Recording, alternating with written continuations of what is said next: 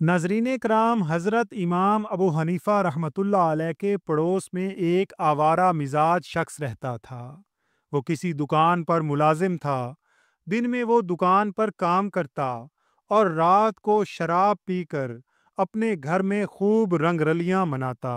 साजो आहंग का वो तूफान बपा कर देता कि सुकून का सांस लेना दुश्वार हो जाता।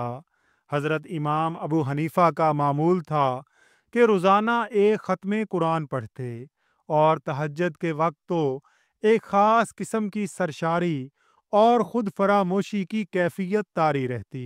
मालूम होता कि मुसल्ला पर आदमी नहीं बल्कि एक सतून खड़ा है। ये महवियत और इन्हिमाक अज़ान फ़जर तक जारी रहता। वो शराबी अक्सर एक शेर गुनगुनाया करता जिसका मफ़हूम ये था कि लोगों ने मुझे हाथ से खो दिया और मुझे खोकर ऐसे शख्स को खोया जो लड़ाई और फसाद के दिन काम आने वाला था। अगरचे उसका ये हंगामा इमाम अबू हनीफ़ा की इबादत और रियाजत में किसी हद तक खलल पैदा करता, मगर महज हमसायगी का ख्याल करके इमाम साहब उसकी इस एज़ा रसानी पर सब्र फरमाते और उसे कुछ न कहते।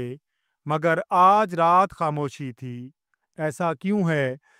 तहज्जुद का वक्त ख़त्म हो गया। मुअज्जिन ने फ़जर की अज़ान दी। इमाम अबू हनीफ़ा नमाज फ़जर के लिए मस्जिद तशरीफ़ ले गए। नमाज से फ़ारिग होने के बाद आप उस शराबी के मकान पर गए और दरवाज़ा खटखटाया।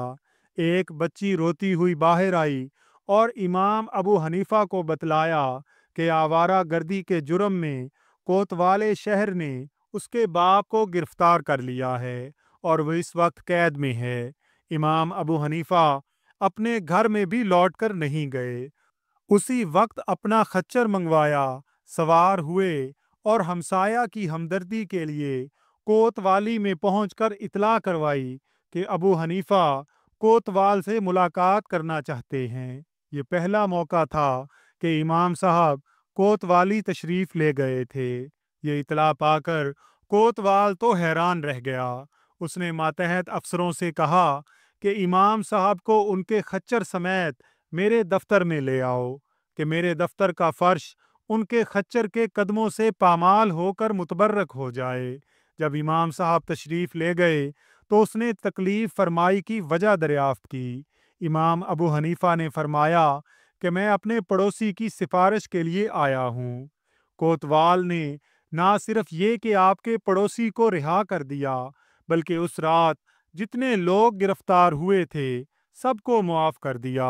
जब अपने पड़ोसी को रिहा करवाकर इमाम साहब अपने साथ ला रहे थे तो आपने उससे पूछा कि भाई, तू अक्सर गाया करता था कि लोगों ने मुझे खो दिया, देख मैंने तुझे ज़ाय नहीं किया।